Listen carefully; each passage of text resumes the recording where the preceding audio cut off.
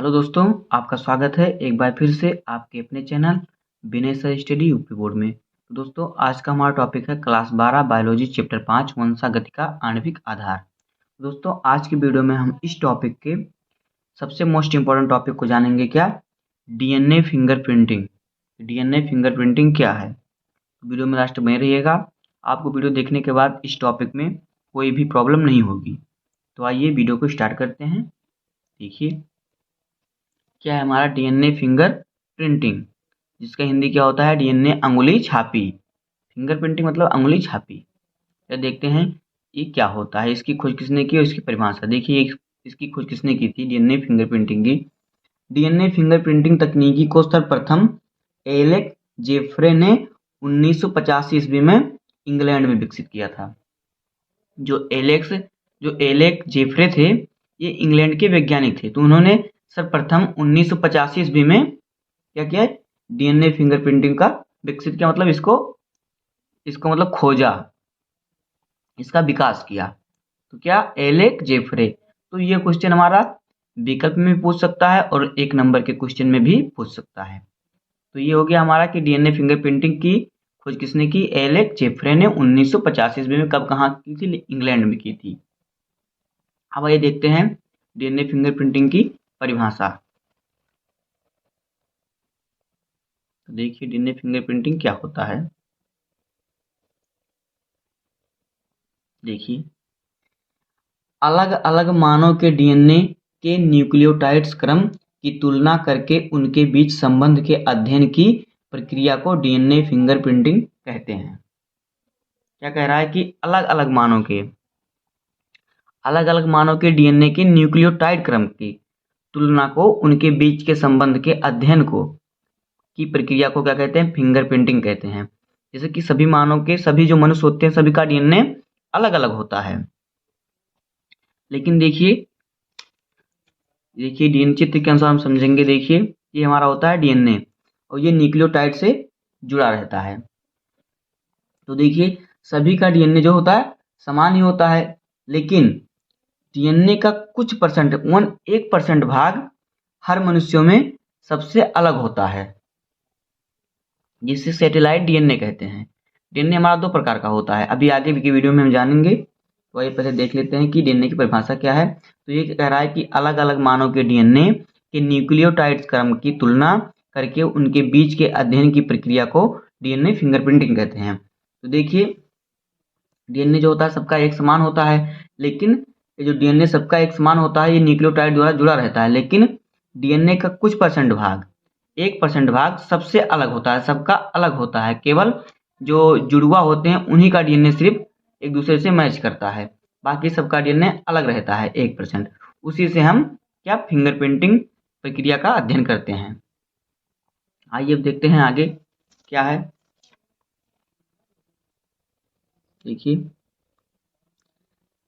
इसकी सहायता से, किसकी? डीएनए फिंगरप्रिंट की सहायता से विभिन्न व्यक्तियों का अथवा जीवधारियों के मूल आनुवांशिक पदार्थ क्या है? हमारा डीएनए में भिन्नताओं को देखा जा सकता है। इसके डीएनए फिंगरप्रिंटिंग की सहायता से सभी मनुष्यों में डीएनए की, मतलब इसमें ये मनुष्य दूसरे मनुष्य किस प्रकार भिन्न है, यह डीएनए की भिन्नताओं के अनुसार से देखा जा सकता है। उसी से के डीएनए की भिन्नताओं से पता चलता है।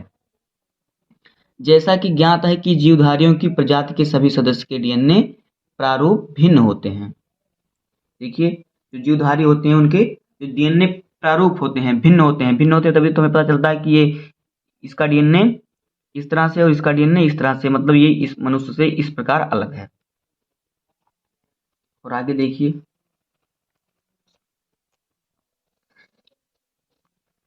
कि समरूपी जुड़वा को छोड़कर किसी क्या यही कारण है, क्या कारण है कि देखिए जीवधारियों की प्रजाति के सभी सदस्यों के डीएनए प्रारूप भिन्न होते हैं।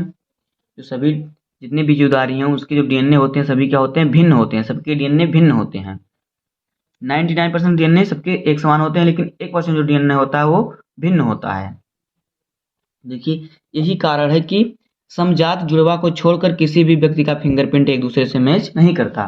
क्या कारण है? ये कारण है कि मतलब डीएनए सबका अलग अलग रहता है। इसी कारण से किसी का डीएनए किसी का भी फिंगरप्रिंट मैच नहीं करता एक दूसरे से, केवल समजात जुड़वा, जो जुड़वा बच्चे पैदा होते हैं समजात, उनमें एक ही प्रकार का डीएनए रहता है तो फिंगरप्रिंट मैच करता है। भाई देखते हैं कि डीएनए फिंगरप्रिंट का सिद्धांत क्या है। तो भाई देखते हैं डीएनए फिंगरप्रिंटिंग का सिद्धांत। देखिए इसका सिद्धांत देखिए क्या होता है।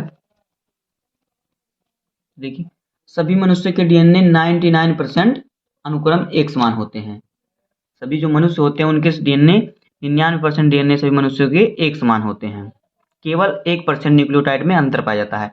जो 1% डीएनए होता है उसमें अंतर पाया जाता है। डीएनए फिंगरप्रिंटिंग केवल सैटेलाइट डीएनए की भिन्नताओं पर आधारित होता है। तो देखिए डीएनए हमारा जो होता है 2 प्रकार का होता है। आइए देखते हैं डीएनए 2 प्रकार का होता है। देखिए जो हमारा डीएनए होता है वो 2 प्रकार का होता है, एक बल्क डीएनए और दूसरा सैटेलाइट डीएनए। तो जो बल्क डीएनए होता है वो 99% डीएनए का हमारा भाग होता है और ये सभी मनुष्यों में एक समान होता है। जो बल्क डीएनए होता है सभी मनुष्यों में एक समान होता है, ये 99% डीएनए का हिस्सा होता है। और जो सैटेलाइट डीएनए होता है ये केवल 1% होता है, ये सभी मनुष्यों में अलग रहता है, बिल्कुल अलग रहता है।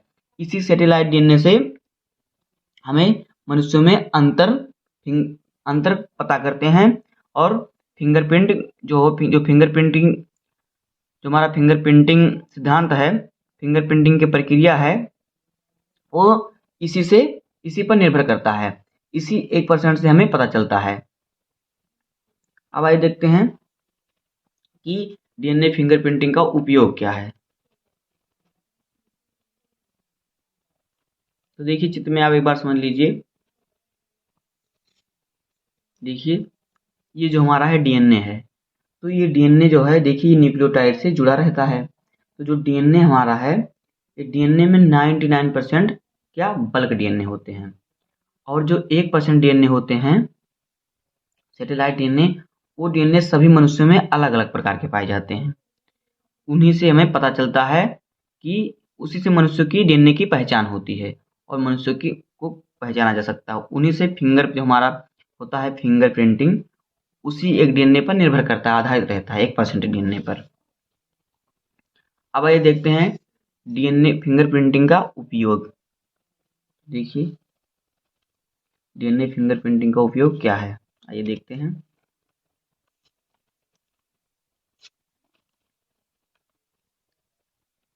देखिए डीएनए फिंगरप्रिंटिंग का क्या उपयोग है। डीएनए फिंगरप्रिंटिंग का उपयोग करके अपराधी के खून, बाल, त्वचा, शुक्राणु, अस्थि, लार आदि से क्या जो अपराधी होते हैं उनके खून, बाल, त्वचा, शुक्राणु, अस्थि, हड्डी, लार, ये सब अगर हमें किसी अपराधी का मिल जाए तो हम उससे पहचान सकते हैं, मतलब कि यह कौन है, उससे उसको पकड़ सकते हैं। तो यही है उपयोग इसका। डीएनए फिंगरप्रिंटिंग का उपयोग करके अपराधी के खून, बाल, त्वचा, शुक्राणु, अस्थि, लार आदि से खूनी बलात्कारी को पहचाना जा सकता है। और देखिए दूसरा क्या था, पितृत्व के झगड़ों में पारिवारिक संबंधों को ज्ञात करने में किया जाता है। पितृत्व के झगड़े देखिए, जैसे पिता और पुत्र में झगड़े जब होते हैं तो कोई पिता अगर कहता है कि ये मेरा बेटा नहीं है, मैं इसे अपना जो है जायदाद या कुछ भी नहीं दूंगा, तो उस पिता का डीएनए और इस पुत्र के डीएनए से मैच कराया जाएगा तो हमें यह मालूम हो जाएगा कि यह इसका ही पुत्र है। तो इसका उपयोग इस कार्य में भी किया जाता है। तो बस इतना ही। उम्मीद है कि आपको यह टॉपिक अच्छी तरह समझ में आ गया होगा। अगर आपको वीडियो पसंद आया हो तो वीडियो को लाइक कर दीजिएगा और चैनल पर नए हैं तो सब्सक्राइब कर लीजिए, क्योंकि आपको हर इंपॉर्टेंट टॉपिक का वीडियो इसी तरह से मिलता रहेगा। तो मिलते हैं किसी नेक्स्ट वीडियो में, तब तक के लिए धन्यवाद। जय हिंद।